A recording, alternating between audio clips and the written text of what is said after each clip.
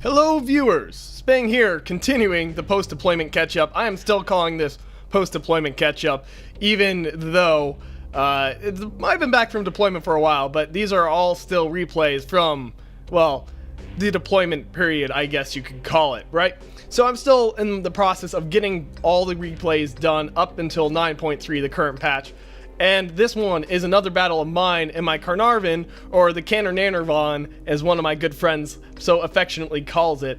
And it is going to be a standard battle on Murovanka, otherwise known as the Magical Forest.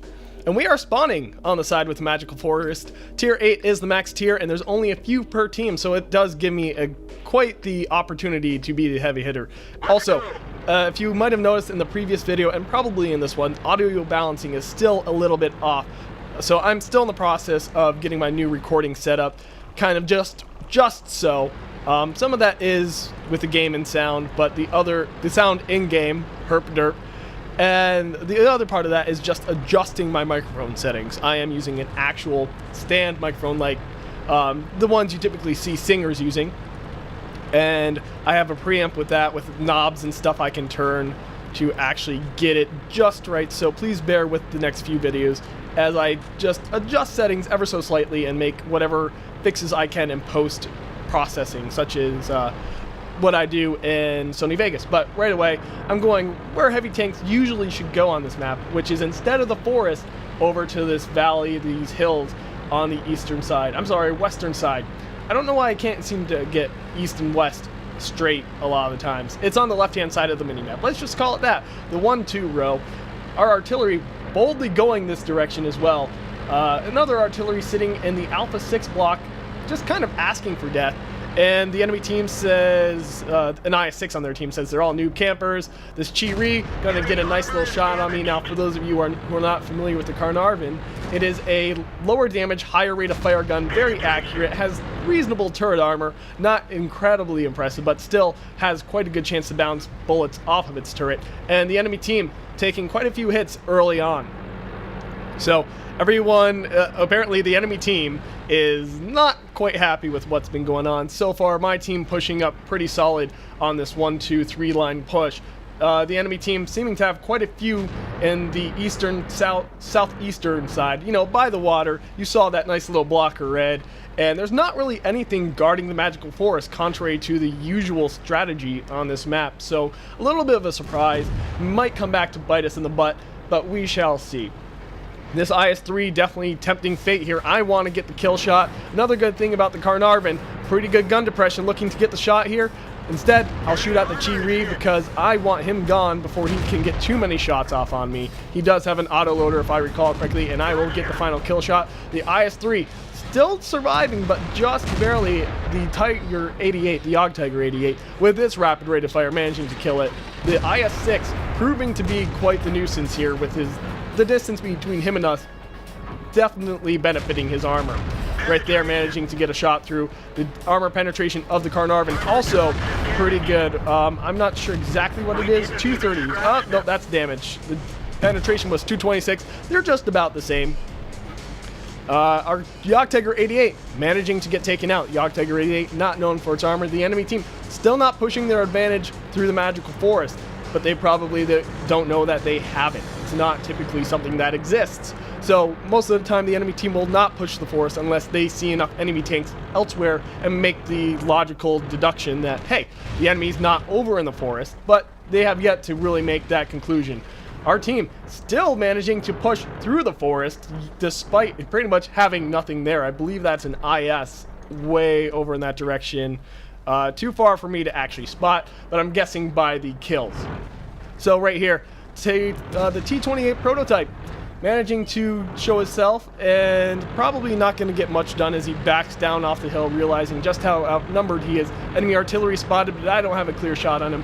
And that IS-6 is still causing me quite a bit of concern here. Don't want to pull too far up, lest I find myself exposed and getting shot at from multiple angles. That is one of the key strategies in World of Tanks, is not really charging forward until you know what you're facing.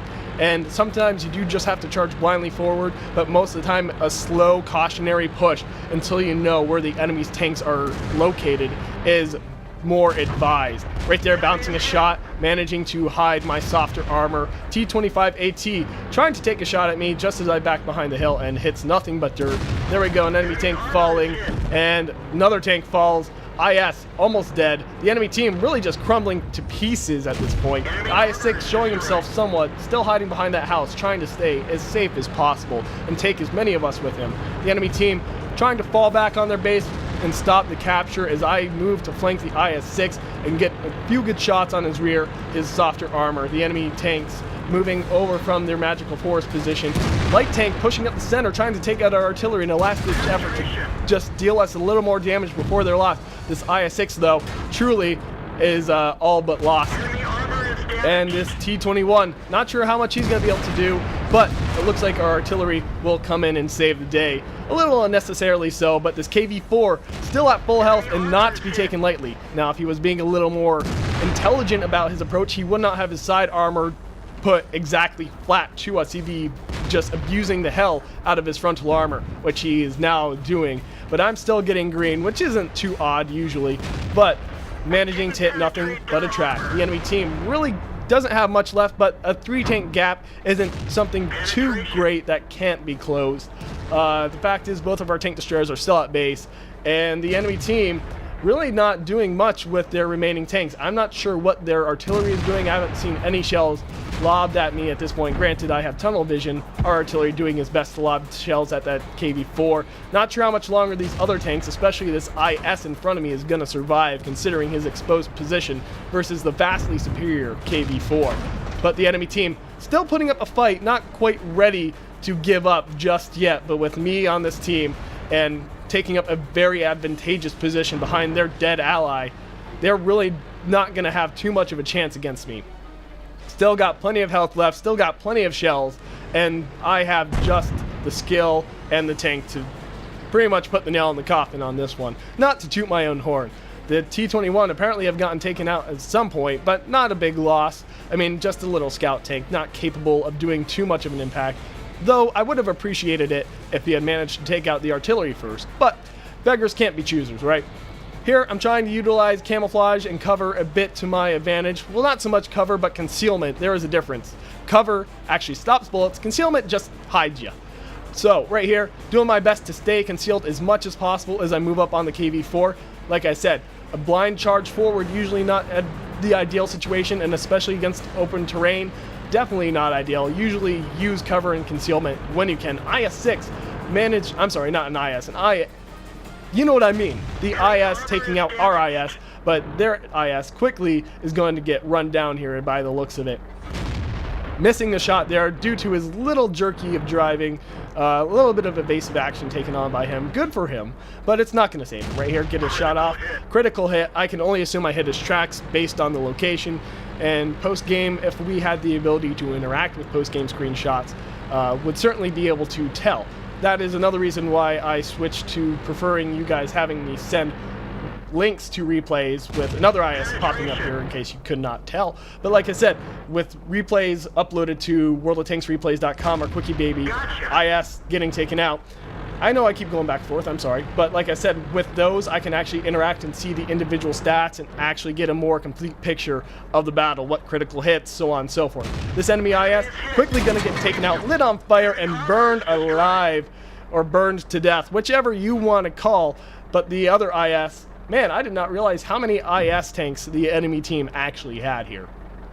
But it wasn't enough to win them the battle. The IS really, it's a solid tier 7 tank, but it's not super formidable. It's not one of those tanks I look at and I'm instantly afraid of, such as, let's say, a KV-4 instills a little bit of fear in me, I'll be honest. But the enemy team, having lost their battle, not really having been able to close the gap all too much from that earlier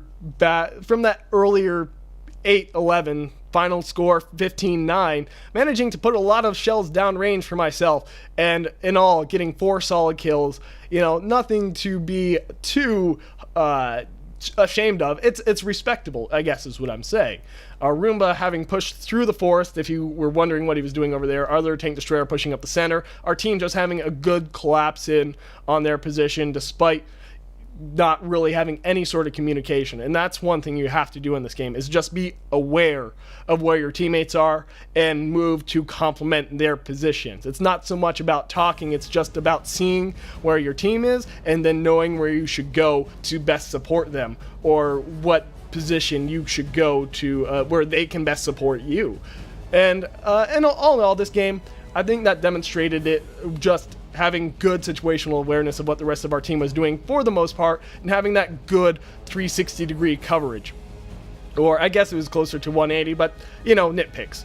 Anyway, let's go to the post-game screenshots and we can better dissect what actually happened. Alright, so here we go. Managing to actually get Mastery Badge, Ace Tanker, and High Caliber out of that match. A decent number of credits and experience also awarded, but that's to be expected with Mastery Badge, Ace Tanker.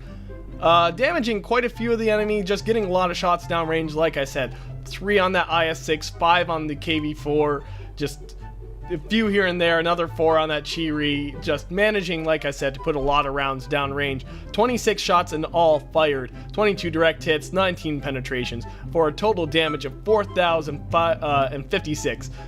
Not 4,506, I wish, right? That would be another 2 or 3 shots, depending on how they rolled. Total of only 3 hits taken, so, and 2 of those 3 getting through, 1 managing to hit for nothing.